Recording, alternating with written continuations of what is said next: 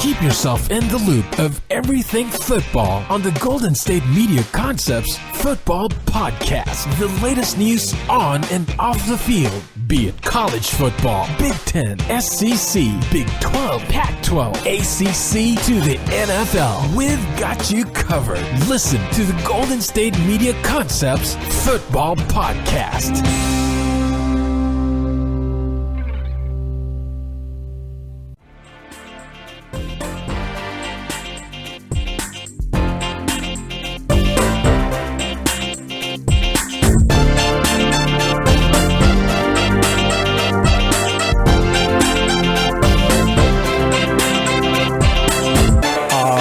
Welcome to the GSMC Football Podcast.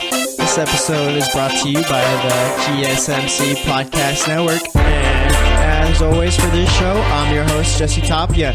And for today's show, we're going to be talking about Thursday Night Football. We're going to be making my Week 15 picks. We'll be talking about teams who need a big win, as we usually do. And there's actually a few teams that are going to need big wins this big wins this week. It's going to be like the Miami Dolphins. The Rams need a big win, along with a bunch of other teams. There's a lot of good games we got going on this weekend. And then for the last segment, we'll talk about Sunday Night Football, how we usually do for Friday's show. But how about yesterday's game, though? We had Brock Osweiler come out, and he played like a good quarterback. I mean, first time in a while, I mean, if ever, that he's came out and played this well. But, yeah, we'll talk about him in a little bit. But, I mean, that Thursday night game was really, I didn't expect it to be that high scoring. I guess you could say I didn't expect Denver's offense to put up 25 points. I mean, I also didn't expect Brock Osweiler to come out and play in the game either. But, I mean, either way, if he would have been the starter, I still would have expected it to be a low-scoring game. And, yeah, just like I said, it was just full of surprises yesterday, but let's get into it right now. So we had the Denver Broncos. They faced off with the Indianapolis Colts in Indianapolis. Denver won that one 25-13. Trevor Siemian completed 5 out of his first 9 passes and threw for 67 yards and interception, but left the game with a dislocated shoulder, and it's looking like he's going to be out for the season. So Brock Osweiler comes in the game yesterday and comes out and plays well. I mean, he completed 12 out of his 17 passes, had 194 yards, 2 touchdowns. And, I mean, you really can't ask for more right there. He did also have a rushing touchdown, too. He took off with the ball from around the 18-yard line, I think it was. And, yeah, just took off. And there was really no one around him. The field was really spaced, or everyone was really spaced out. Corners and receivers were all out to the corner of the end zone and to the sidelines. And then there was just a big old space in the middle for Osweiler to take off. And sure enough, he does take off. And like I said, he's just pretty much untouched into the end zone. He did have to dive into there, I think. But nonetheless, was untouched for most of the run right there. And I never seen Brock Osweiler take off like that. I mean, he was playing like a guy who was pretty much trying to save his job. And we'll actually talk a little bit about that in a few moments after we're done talking about the game. But, yeah, just getting back into the stats.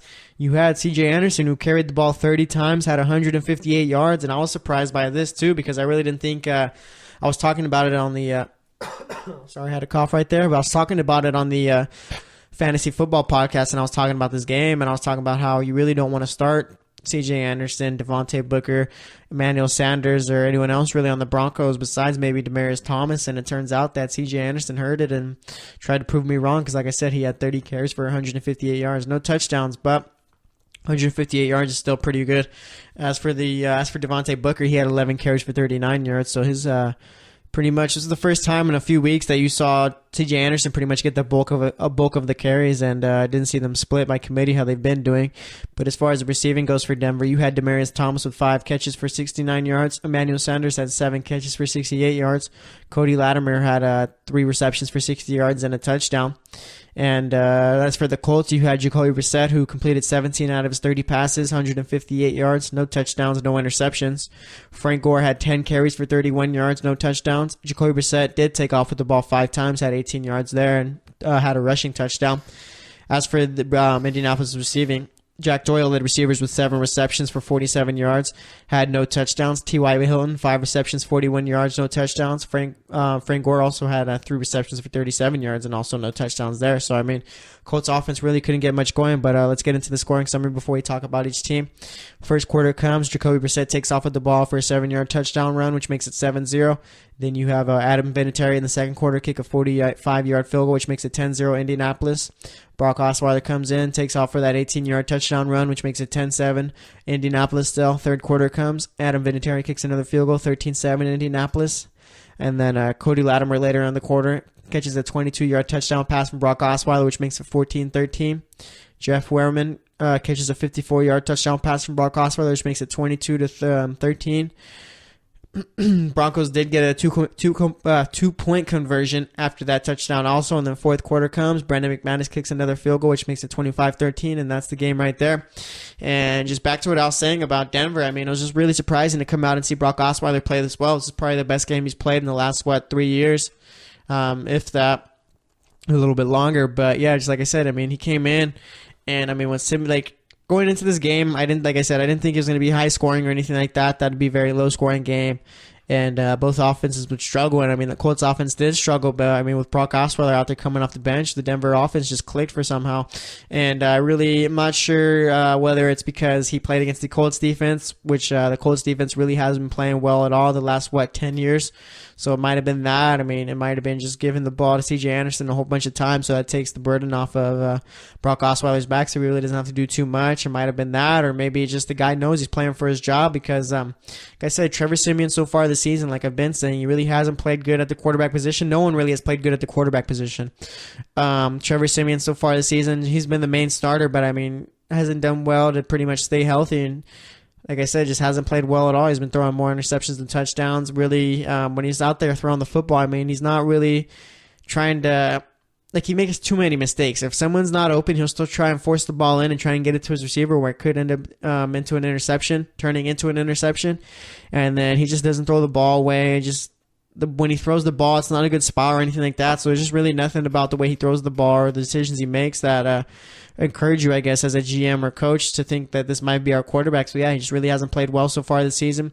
Then you got Brock Osweiler, who besides this game really hasn't played well for his career. I mean, like I said, when Peyton Manning got benched that one year they won the Super Bowl, I mean, Osweiler comes in, he doesn't play well either, so they take Peyton Manning back off the bench, and obviously that defense is what won them the Super Bowl and pretty much won them all those games. But then you see after that year, Brock Osweiler is a free agent, and he takes a big contract with the Houston Texans, and he doesn't even work out there he's there for only 1 year, and then they trade him after that to the Browns, and the Browns cut him in training camp. So, I mean, here he is back at Denver. I mean, that whole Texans thing, I never thought that would work out with him.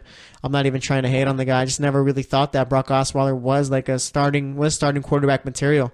Because like I said, I mean, when you see him, because Peyton Manning's worst year was that year they won the Super Bowl with Denver, like his last year, like the last year of his career, I think it was. So yeah, that was Peyton Manning's worst year ever. And for Peyton Manning to get benched in his worst year ever, and then you come in and you play good for a game, and then after that you just don't play well at all, and then you get benched again for Peyton Manning again while he's playing in his worst year ever. I mean, that just really doesn't bode well for you or just for me thinking he was a good quarterback. And sure enough, like I said, the Texans traded him away, gave up a second-round pick, I think, along with him to the Browns in order for them to take him away. Like I said, Browns cut him, and if the Browns don't want you, then, I mean, come on now. But like I said, he's here back at the Broncos, and he started a couple of games this season, but just didn't play well, and then he got benched for Paxton Lynch, I think it was. Yeah, he got benched for Paxton Lynch to see what Lynch could do. And the Broncos last year, I think it was, spent a first-round pick on Lynch, and he really hasn't worked out either. The guy can't stay healthy, and even when he is out there, he just doesn't look like a solid quarterback. And I mean, in his bowl game, I think it was for his bowl game in Memphis, his last game with them, I think he did throw like 5 interceptions or something like that. So I'm not really sure what John Elway, like how he picks his quarterbacks or scouts them, but either way, he just really needs to figure something out. But just going back to those 3 quarterbacks, I mean, Denver's going to have to draft a quarterback in the top 10 with their number 1 pick, and then I'm sure they're going to have to take another quarterback probably later on in the draft because obviously these 3 guys aren't going to work out. But the Broncos draft a quarterback in the top 10, then I think that means Trevor Siemian or Brock Osweiler are gone. And this is pretty much the next 2 games, and Siemian isn't going to be playing. This is pretty much Brock Osweiler's tryout for next season, I feel. Because if he doesn't play well, then I'd rather keep Siemian. And I do think that, I mean, I don't think either of them are both good quarterbacks or anything like that, but I do think Siemian is better suited to be a backup rather than Brock Osweiler. I just think for some reason that Trevor Siemian is a better quarterback than Osweiler. I know Osweiler, like I said, came out yesterday, threw for 170 or so yards and 2 touchdowns, or was it 190? Either way, I mean, he comes out, throws for almost 200 yards off the bench, and then 2 touchdowns. So, I mean, he played well yesterday, but are you going to be able to do it against, let's see, who are they playing next week? I know they got the Chiefs one time, and I think they got the Redskins next week, I think. Yeah, so they got the Redskins next week, and then they got the Chiefs. So, yeah, just going back to Brock Osweiler, are you going to be able to come out and play against put up these numbers against better defenses, because obviously the Redskins defense, I mean, well, the Redskins as it is, they're 5-8, but their defense isn't nearly as bad as Indianapolis's. So I mean, Brock Osweiler is going to come out in Washington next week, and if he can't put up a big game, then I mean, there's really no reason to keep him around. And same against the Kansas City Chiefs. That weekend of Week 17, the Chiefs are probably going to be playing for the playoffs right there. And if the Broncos were to knock out the Chiefs by beating them, I mean, that'd pretty much be like their Super Bowl right there. And pretty much just help out Osweiler's case to stay on the team next year. But like I said, I think Paxton Lynch is going to be safe next year, mainly because they did spend a first-round pick on him last year, unless they're ready to say, you know what, he's not the guy, we gave up on him. Because I know it's probably going to end up turning out that he isn't the guy, and he's probably going to just stay a backup quarterback for the rest of his career. But I mean, for the Broncos to come out like 2 years after they made the first round pick and say, yeah, this quarterback, we messed up, we shouldn't have drafted him, I feel like that's a bold move right there. So I think they're going to keep him around next year. He might end up being the starter in the beginning of the season next year for when they bring in the top 10 quarterback, unless whoever it is, whether it be Josh Allen, Josh Rosen, or Sam Darnold, come out and show that they could start week 1. But I highly doubt it, because I don't think Elway is really the type of guy that's going to go that way. But yeah, just going back to what I said, I think Lynch will be the starter in the beginning of the season, and eventually just pretty much try and play out as much as he can until he gets pulled or injured or whatever for that backup quarterback to come in, whoever the rookie may be. So I think it's going to be Paxton Lynch starting next year for the first couple of weeks, and then the backup third quarterback or whatever's got to be Brock Osweiler or Trevor Siemian. And who knows, man? They might even get rid of Paxton Lynch, like I said. I mean, they might just say, you know what, we gave up, we messed up on picking this kid, so we're just gonna take our loss and, like I said, just draft a quarterback in the top 10. I think either way, if they do draft a quarterback in the top 10, they should just throw him out there instead of just trying to let him wait and see. Because usually, I mean, letting quarterbacks wait and see really doesn't work out too well for most. And I feel like if you just throw them out there, I mean, either they're gonna pick it up or they're not, because it's pretty much learning on the go either way in the NFL. So we'll see what they do. But yeah, it's just going to be interesting to see how that whole quarterback situation develops, because, I mean, we all know that neither of those three are starting quarterback caliber players. So, I mean, they're all pretty much backup quarterbacks, if that. So, like I said, we'll just see. But as for the Colts, I mean, this is a bad team right here, okay? They're now, 3-12, 3-11, I think it is.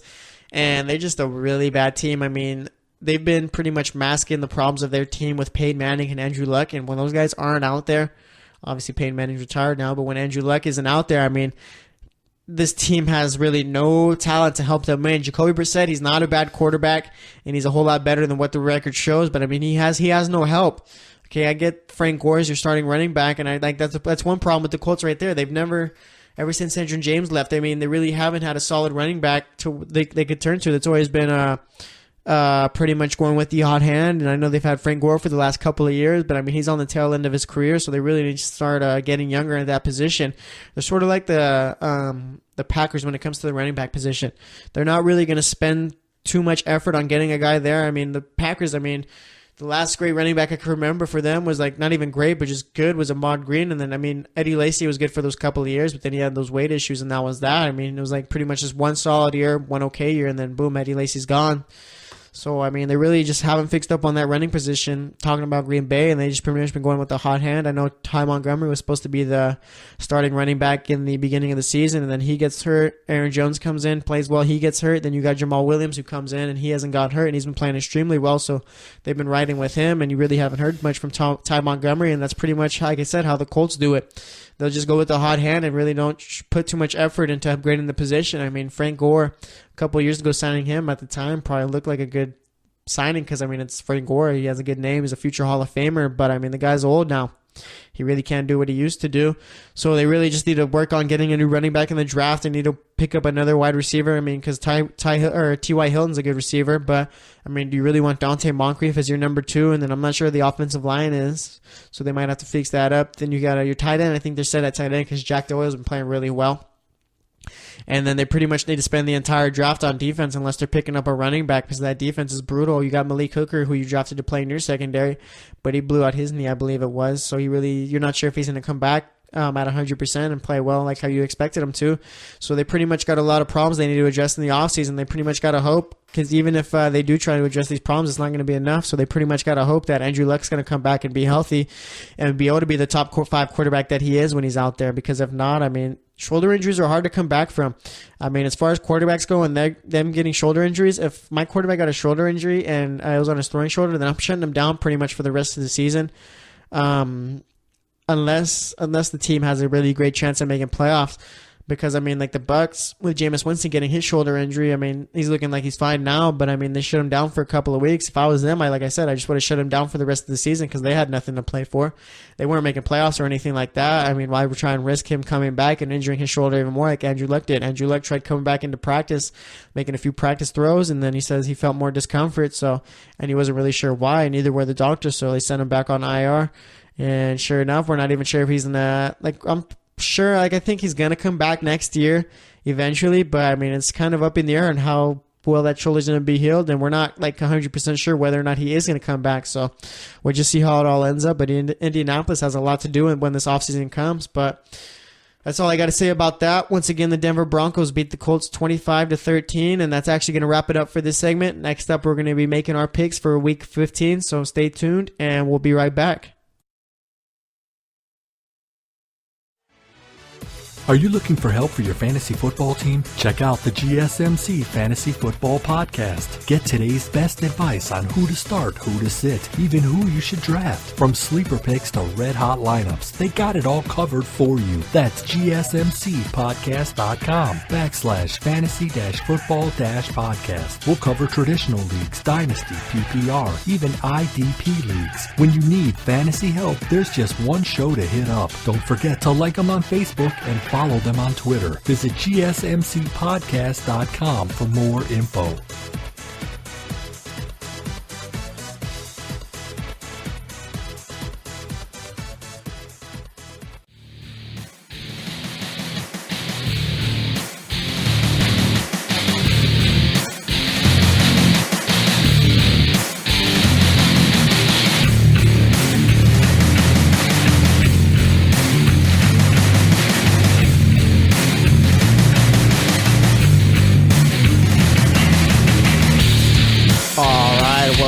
To the GSMC Football Podcast. If you missed that last segment or need a quick reminder, we just talked about the Thursday night football game. The Denver Broncos won that one 25-13. Brock Osweiler came in for an injured Trevor Siemian, who's going to miss the rest of the season with a dislocated shoulder. And Brock Osweiler came out and played well. He threw for around, he threw for 194 yards and 2 touchdowns, so he did well. Didn't throw for any interceptions, and like I was talking about in the last segment, Brock Osweiler is going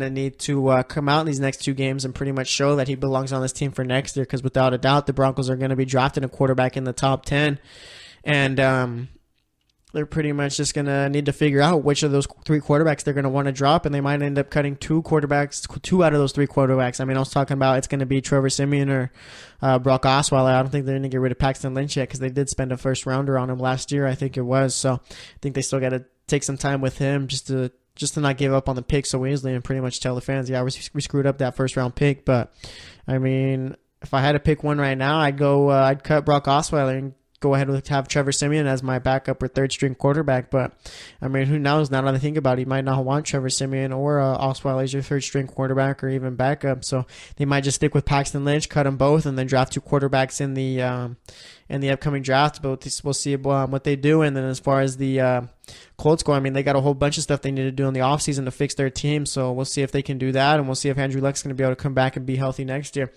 Because if not, then they're just going to be in trouble again. This team really hasn't played well when their starting quarterback is out. I remember Peyton Manning, when he got his neck injury and finally missed that one season with injury. The Colts pretty much look lost. These quarterbacks that they've had, Andrew Luck and Peyton Manning, have pretty much been hiding the problems, masking the problems that they've had on the team. And now that these quarterbacks have gone down, you're pretty much seeing how bad this team truly is and how poorly they draft year after year. So we'll see what they do in the offseason, but let's get into these games. So we finally got some Saturday games, and I, for one, love Saturday games. I'd rather have Saturday games than Thursdays, but for Saturday, we got the Chicago Bears heading into Detroit, facing off with the Lions. I'm going to go with the Lions in this one. The Bears are coming off of a 33-7 win against the Bengals. Played really well. Jordan Howard had 147 yards, 2 touchdowns. Mitch Trubisky threw for around 225 yards, I think it was, and a touchdown. And last week, the Lions beat the Buccaneers 24-21. Matt Stafford had around 300 yards in that game, I believe. 1 touchdown, 2 picks. Theo Riddick had 2 touchdowns in that one. And then Golden Tate and Eric Ebron had big games too. But I think I'm going to go with the Detroit Lions in this one, mainly because they need to win the most. And I feel that they're the better team all around right now. I mean, the Bears so far, I think they have their quarterback of the future in Trubisky, and they got their running back of the future in Jordan Howard. So, they really just got to work on that wide receiver position and pretty much bring in a couple of good guys, maybe like a guy like Calvin Ridley in the draft. And I think that team would be pretty much winning at least 7 games next year if they were to bring in Ridley and at least another good number 2 receiver, because that defense is pretty young and it's pretty talented.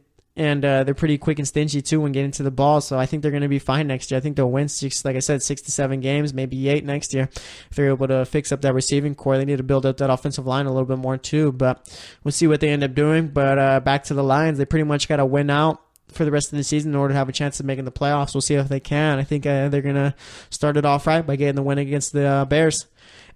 As for the second Saturday game, we got the Los Angeles Chargers heading into Kansas City facing off with the Chiefs. I'm going to go with the Chargers in this one. Right now, Phillip Rivers is playing good football at the quarterback position. Then you got Melvin Gordon, who's been playing well so far this season. Keenan Allen's been healthy for this year, so he's been playing extremely well. Then you got Tyrell Williams, who started off the season pretty slow, but then has been picking it up the last couple of weeks, and he's looking like the receiver he was last year. And then you got Hunter Henry, who's finally taken over that tight end position. Last year he played all right, and he showed flashes, but this is the year he's shown that he could be a top tight end, and he's pretty much taken over the position from Antonio Gates. And Antonio Gates and the Chargers, that guy's going to be there, I think, for the rest of his career. It's pretty much going to be where they leave him on the roster until he's ready to retire. And I feel that's the way you should do it. There's not too much loyalty going on in sports right now. So, for the Chargers and Gates, for Gates to be still playing for the Chargers, that's a cool thing right there. And as to why I think they're going to beat the Chiefs, I just don't really trust Alex Smith too much, and I think that Chargers defense is going to play really well this weekend. They need a big game right here, and if the Chargers defense is able to hold limit Kareem Hunt, then I think Alex Smith isn't good enough to beat them. Alex Smith really started off the season hot, but these last month and a half, really he's been playing like the old Alex Smith, the guy that used to play in San Francisco. So we'll see if the Chiefs will be able to pull it out, but personally I don't think they will. I think Alex Smith isn't going to throw for a touchdown, maybe one if that, and he'll throw for a couple of picks, I think. So, it's really going to come down to the Chargers defense limiting Kareem Hunt and the Chargers putting up at least 20. If the Chargers put up at least 20, then they're winning this game, I feel. As for the Sunday games, you got the Miami Dolphins heading into Buffalo. Miami doesn't really play in cold weather games unless it's late in December in Buffalo, New York, or New England. So, I guess just December games against the AFC East is when they get to play in the cold weather. So this might be a difficult thing for them. It might not be. But I think I'm going to go with Miami in this one. Tyrod Taylor is going to be starting, but I don't really trust Buffalo's receivers to create too much separation from these Miami corners.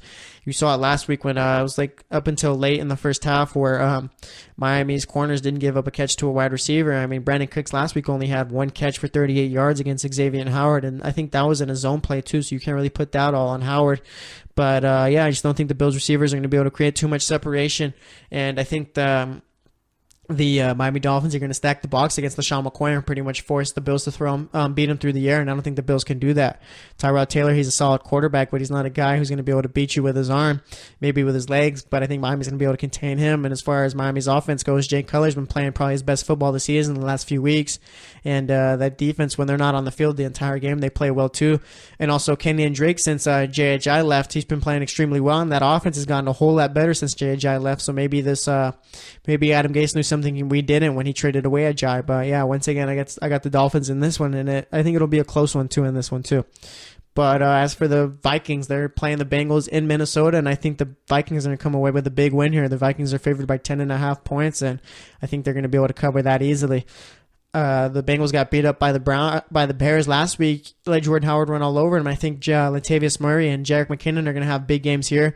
I think Case Keenum's going to have a solid game, and I think that defense is going to come out and play extremely well against this Cincinnati offense. Since last week, Minnesota's defense really didn't do too much against Cam Newton, and that offense gave up 31 points, I think it was. So yeah, it's just Minnesota's defense didn't play well last week, and I think they're going to come out and cause trouble for this weak offensive line in Cincinnati. I think Cincinnati does have one of the worst offensive lines in football, and I think Xavier Rhodes is going to do well to shut down A.J. Green, and also I just feel that Andy Dalton's not going to be able to get much going with all the pressure in his face, and he's probably going to throw for a couple interceptions. So there's really no reason to pick the Bengals. So once again, I got the Vikings in this one. As for this next game, this is a bit of a tricky one. I'm not sure whether to go with my head or whether to go with my gut.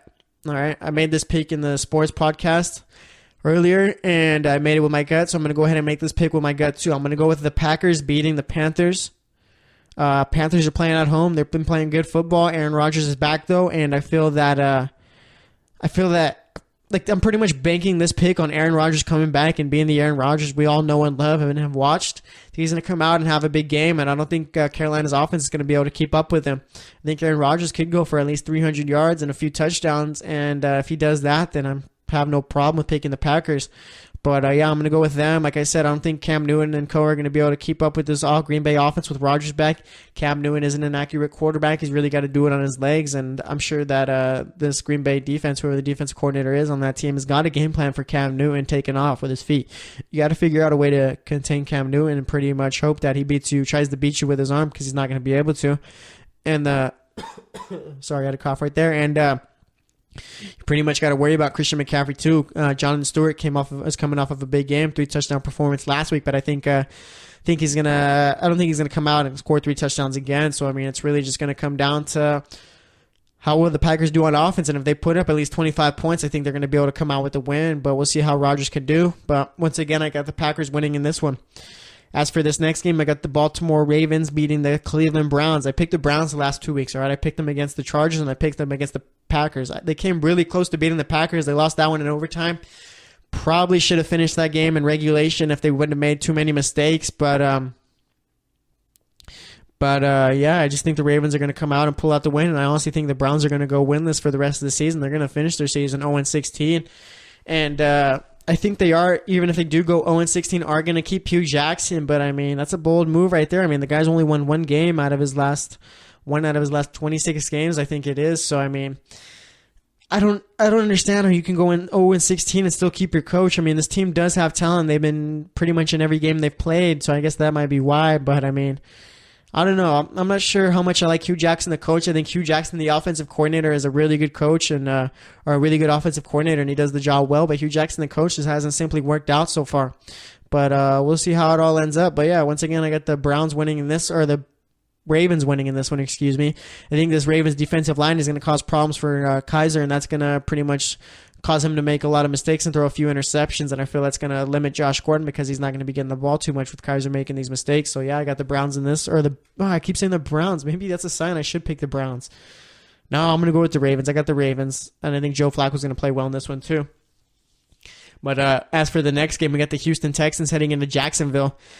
And this is an easy pick right here. I got the Jacksonville Jaguars, and I think that this defense is really going to shut down TJ Yates. He's going to throw a couple interceptions, and DeAndre Hopkins isn't going to be able to do much.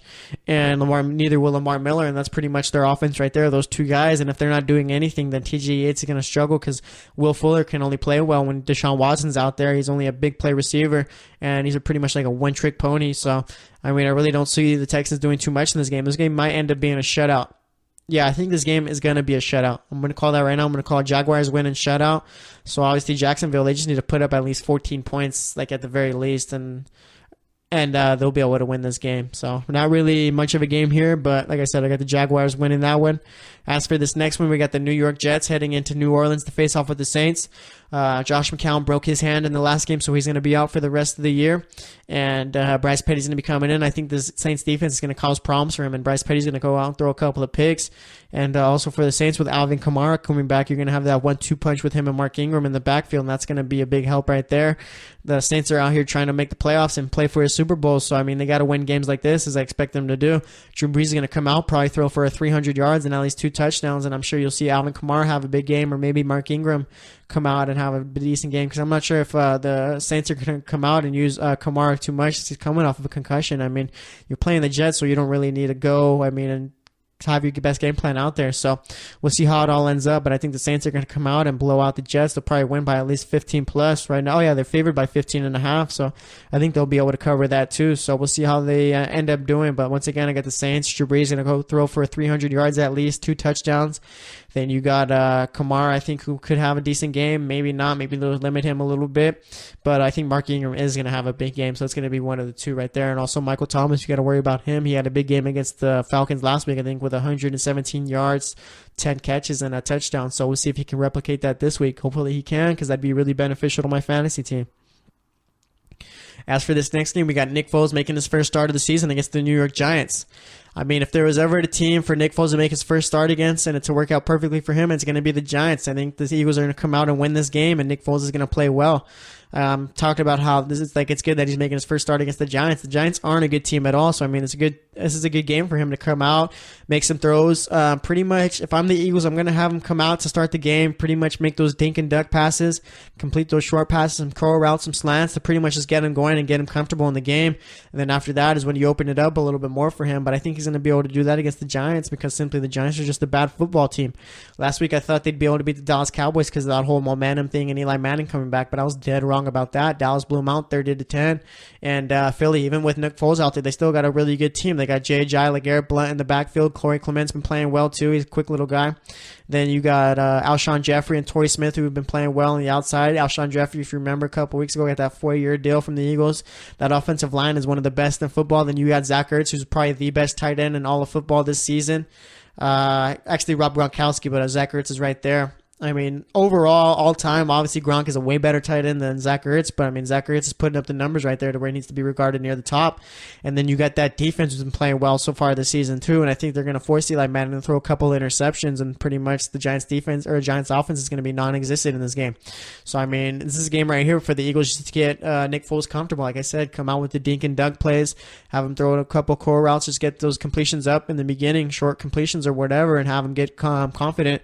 And I think that's what they're going to do, and I think they're going to come out to win and win pretty big. So yeah, I got the Eagles beating the Giants in that one.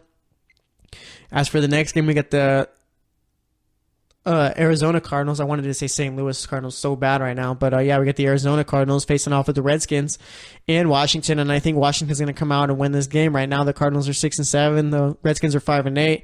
Both team seasons are over, but I think Kirk Cousins is going to come out and play well and have a good game. And like I said, I think they're going to come out with the win. Josh Dotson's been kind of disappointing so far this season. Jamison Crowder's been off and on, and they've pretty much gone running back by committee, I guess, since everyone's been getting hurt. You had Rob Kelly in the beginning of the season. He gets hurt. Then you have Chris Thompson, who was pretty much lighting up the offense, doing anything he possibly wanted against every defense, and then he gets hurt on IR. And then you got Perina, who's come out and played well, so looks like he's the guy going forward. And like I said, I just think that the Redskins are just going to be too much for the Cardinals. I don't think Blaine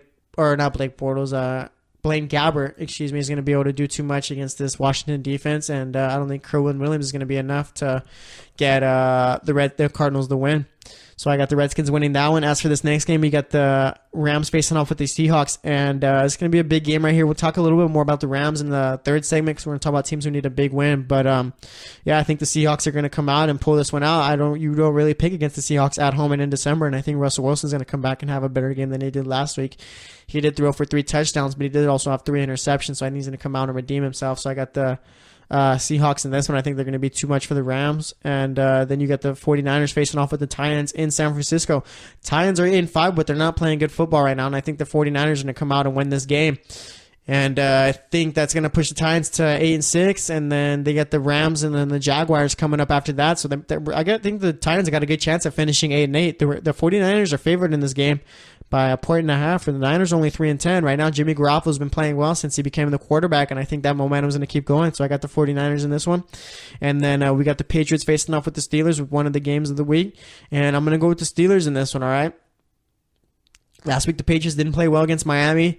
The Steelers offense played extremely well against the Ravens, and I don't think the Patriots defense is going to be able to handle Antonio Brown and Le'Veon Bell. I think they're going to both come out and have big games, and this is going to push Antonio Brown's MVP case a whole lot further. So I got the Steelers in this one. I think their offense is going to be too overpowering for this Patriots defense, and I think the Patriots are going to drop 2 in a row, but we'll see about that.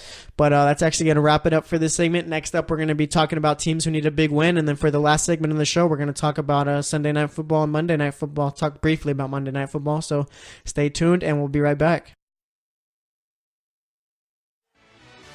Check out the show that's built on the MMA. From the UFC to extreme cage fighting, they got the fights covered. Check out the GSMC MMA podcast. Get the latest news on past or upcoming fights. Join us as we talk to and about some of the biggest names in the MMA, past, present, and future. When it's the fight game, there's just one show to check out. GSMCpodcast.com/MMA-podcast. Don't forget to like them on Facebook and follow them on Twitter. Visit GSMCpodcast.com for more info.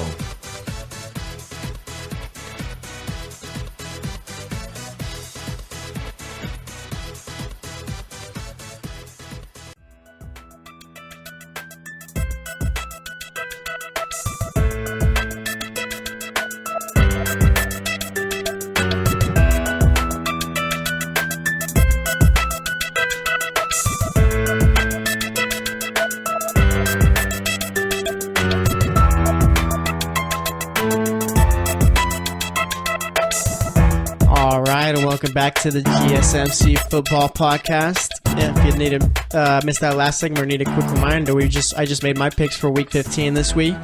I'll go over them really quick. I have the Detroit Lions beating the Bears. I have the Chargers beating the Chiefs, the Dolphins beating the Bills, the Vikings beating the Bengals, the Packers beating the Panthers, the Ravens beating the Browns, the Jaguars beating the Texans, the Saints beating the Jets, the Eagles beating the Giants, the Redskins beating the Cardinals, the Seahawks beating the Rams, the 49ers beating the Titans, and the Steelers beating the Patriots. And for that Sunday night and Monday night game, we'll talk about that in the last segment. But for this segment, we're going to be talking about teams who need a big win right here this weekend.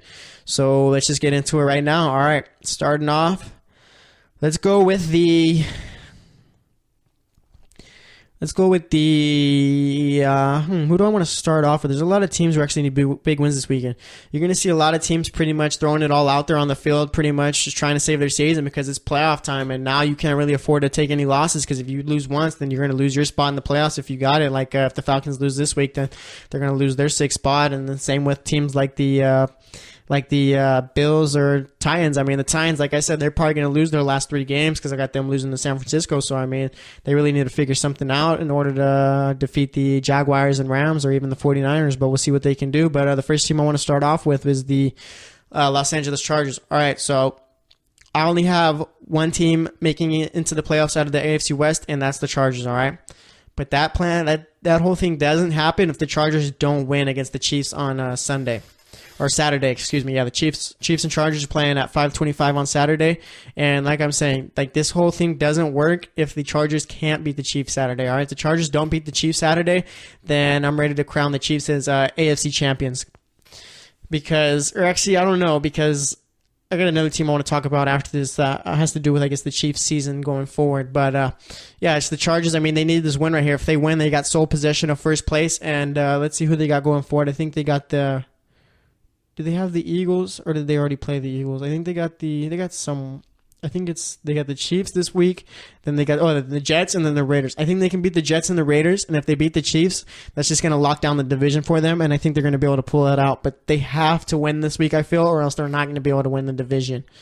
I mean, there's still a chance, but I mean, it's not looking good. They really need this game right here from the Chiefs. I mean, the Chiefs need this game too because they got this, and then they got the Miami Dolphins, and they got the Broncos after that. And the game against the Dolphins, I mean, they should be favored in that game. But, I mean, Miami hasn't really been a pushover since they traded Jay Ajayi. We're going to talk about Miami in a few moments. But it's just both of these teams need a big win right here. I mean, if the Chiefs win, then they don't have to worry about competing with the Chargers for the division for at least a week. They'll have a game up on them, and pretty much...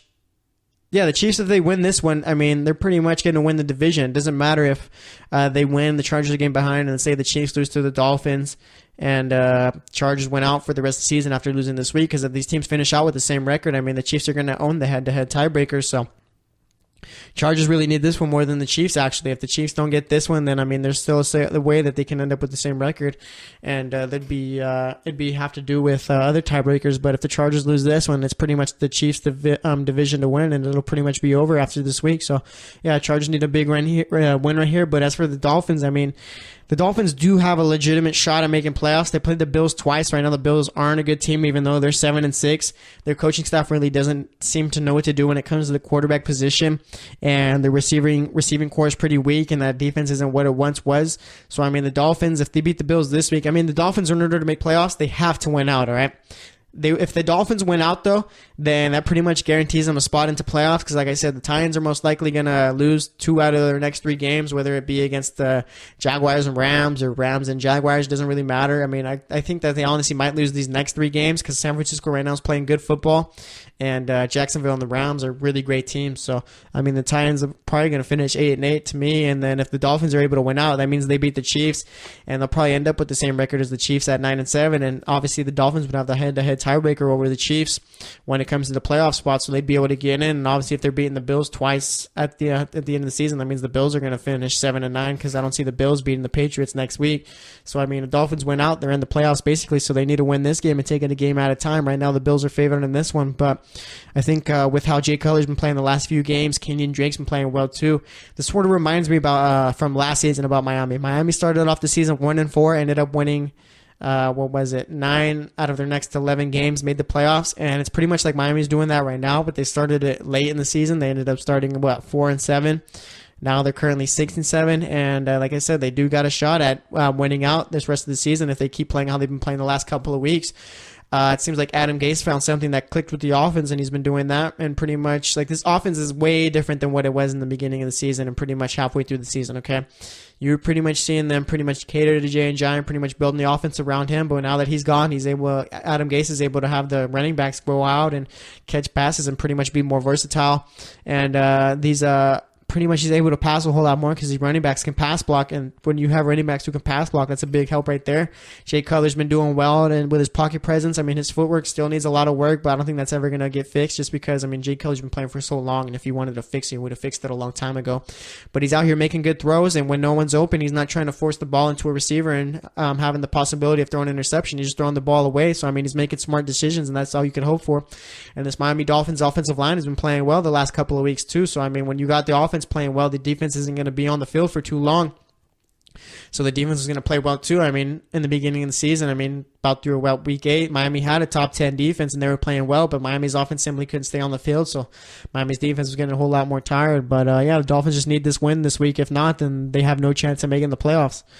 Let's see, Packers, they need a big win this week. They have to win, or else it's the same thing with Miami. If they lose, then they're out of the playoffs. Packers don't win, then they have no shot, I don't think. Like I've been saying, you need 10 wins to make it to the playoffs in the NFC, and if the Packers win here, that's going to be a lot of momentum heading into Minnesota next week, especially with Aaron Rodgers as your quarterback. If Aaron Rodgers comes out here this week and throws for 3 touchdowns, 300 yards, and wins, I mean, the Packers can do whatever they want. They can make the playoffs and they can win the Super Bowl, but I mean, it's just going to take time, and we're going to see. But yeah, the Packers need this win. If not, then they have really no shot at making playoffs.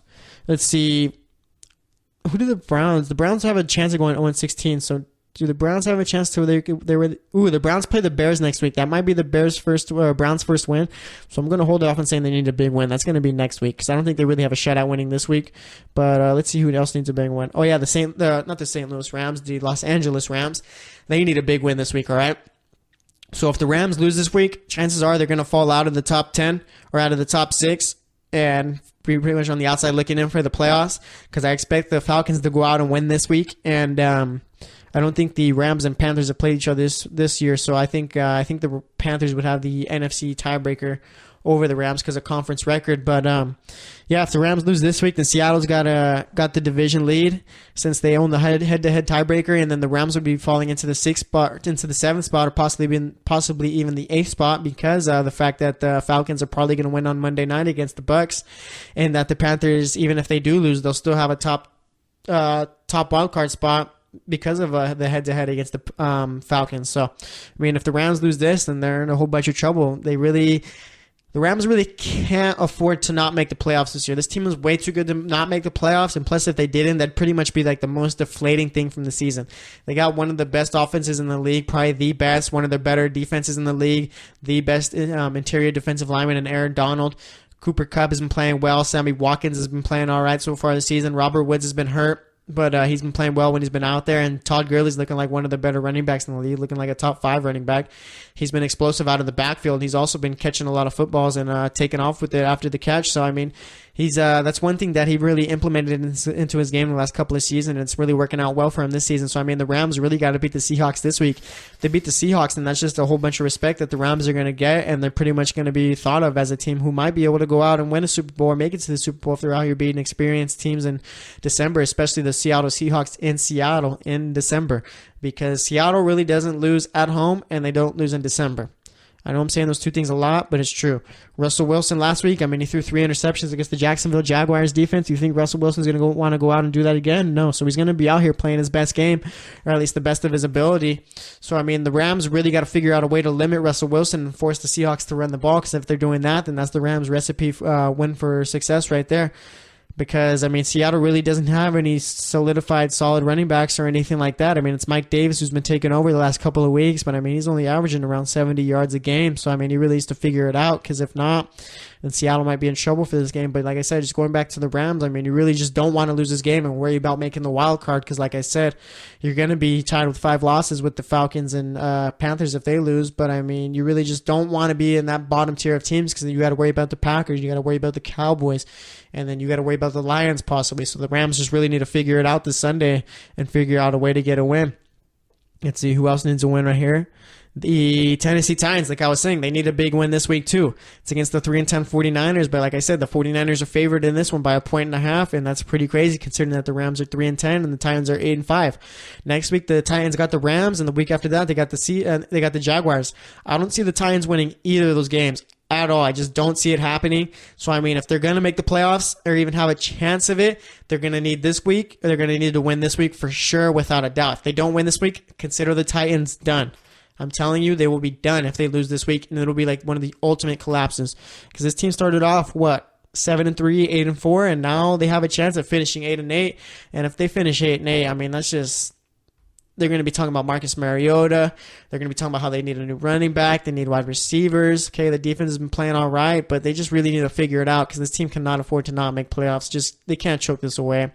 But yeah, if they lose this week, then they're done. So they really need to win this week to save their season. And the same with the Raiders against Dallas. I mean, I'm going to talk more about that game coming up in this next segment, but the Raiders need to win too, because if they lose, same with Miami. If either of Miami or the Raiders lose, then these teams are out of the playoff races, because you're not going to make the playoffs in the AFC with eight losses. I'll tell you that right now. So the Raiders need a win right here, or their season, pretty much their disappointing season is going to end. I mean, I know we were talking about in the offseason about how the Raiders were going to be AFC title contenders and possibly be playing in the Super Bowl, but that couldn't be further from the case this season. This team has pretty much been a big disappointment, probably the biggest disappointment of the season. So we'll see if they're able to do it, but I mean, it's really going to take a big win against the Cowboys. But like I said, we'll talk more about that in the next segment. That's actually going to wrap it up for this one. So stay tuned, and we'll be back. We'll be talking about the Sunday night football game and be talking briefly about the Monday night football game. So like I said, stay tuned, and we'll be right back. Check out the show built around the women of MMA. From the UFC to the extreme cage fighting, we got the fights covered. Listen. It's the Golden State Media Concepts Women's MMA Podcast. The latest news of upcoming fights, discussions of previous matches. Join us as we talk to and about the biggest names in women's mixed martial arts, past, present, and future. When it's the women's fight game, you know where to listen to. The Golden State Media Concepts Women's MMA Podcast.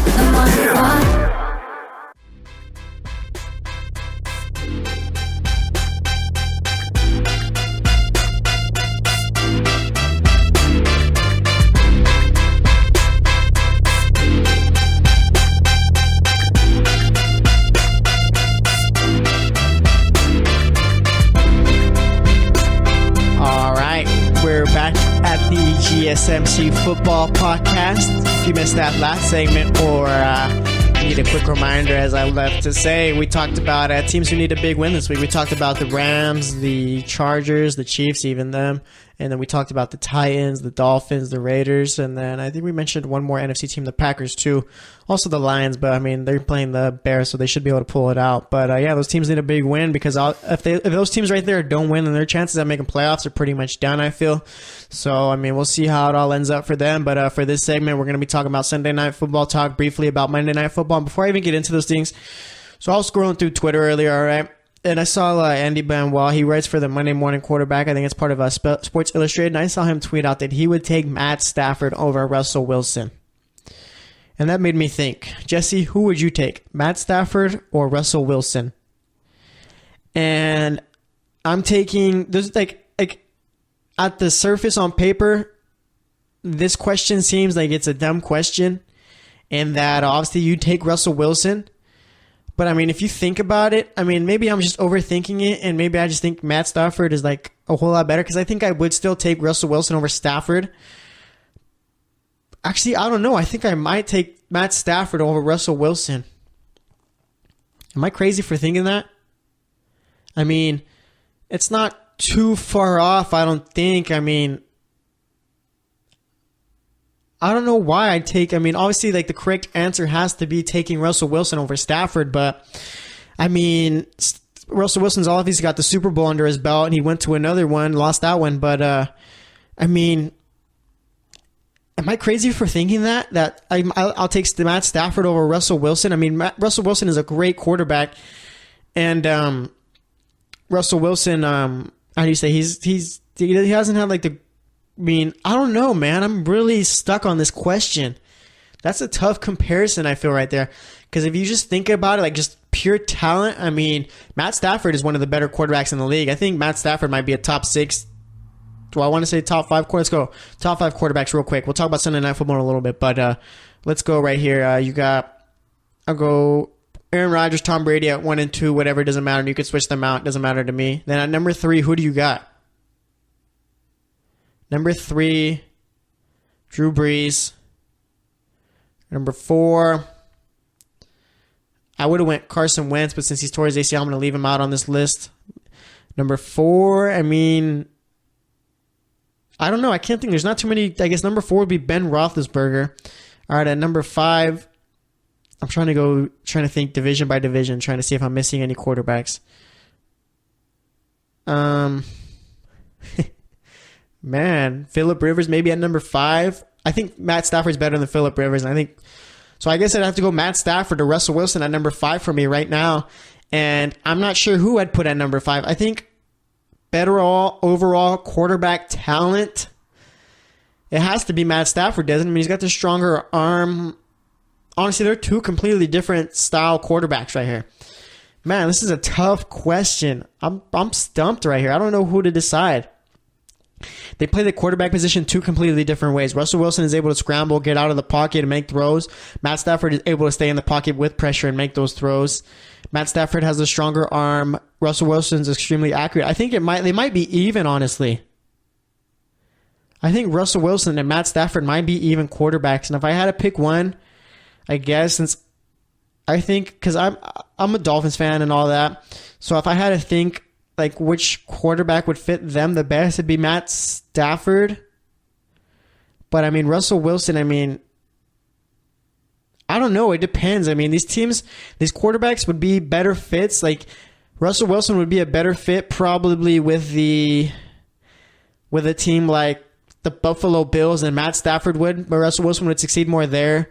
In New York, you'd see Matt Stafford probably succeed more than Russell Wilson would with the Jets. Same with the Giants. You'd see Matt Stafford succeed more. And then with a team like the Jaguars, you'll probably see, I mean, either of them could probably succeed and win a Super Bowl there. If Matt Stafford and Russell Wilson were to somehow find their way to Jacksonville after this year, somehow, some way, that team's a Super Bowl winner right there. But I don't know. I think these quarterbacks are pretty even right there. So I'm just going to go with that. That's my answer right there. They're even, but if I had to pick one, I'd go with the Stafford, I think. I don't know. Either way, though, let's talk about this Sunday Night Football game. So we got the Dallas Cowboys heading into Oakland, facing off with the Oakland Raiders, and Raiders need this one big time, all right? It's no secret. Raiders don't win. Raiders don't go to the playoffs. Raiders win. Raiders have a chance at making the playoffs. Same with Dallas. If they lose, they have no chance of making the playoffs.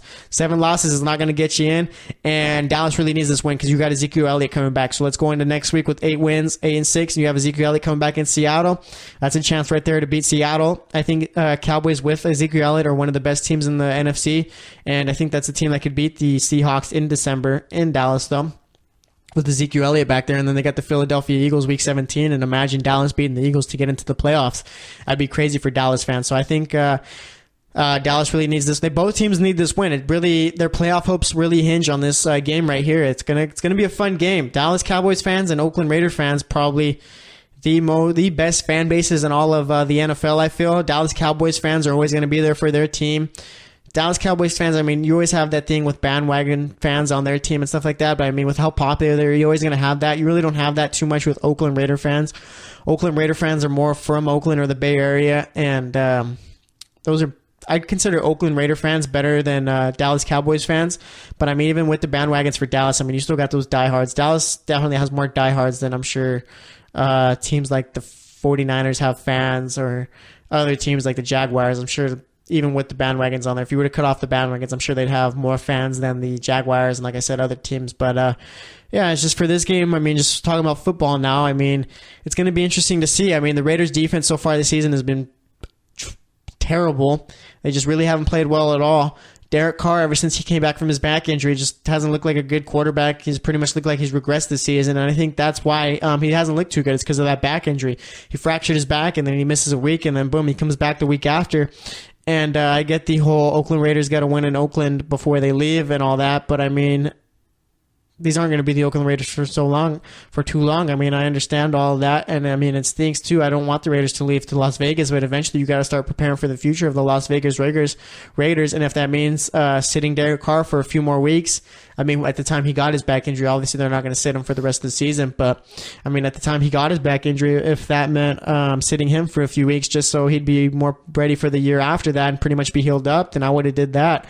But I understand bringing him back because you want to win a Super Bowl for the city of Oakland, or at least go to the AFC Championship or something, give them something to remember you by, because this team hasn't done anything since the Super Bowl in 2002 when they lost that, and pretty much ever since then they've been a dumpster fire except for last year and this year, or last year and maybe pretty much last year, because I think the year before that was when Carr was a rookie and he went 2-14, 3-12.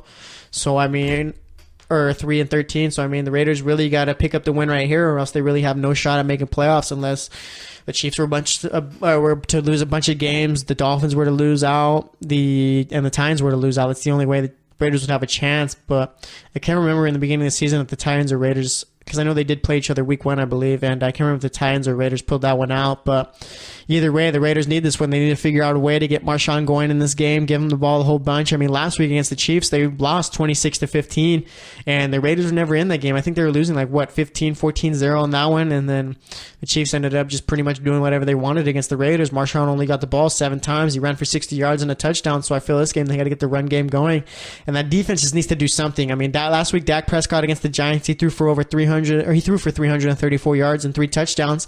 Rod Smith had over 160 total yards and 2 touchdowns. So I mean, the Raiders defense has got to do something in order to have a chance.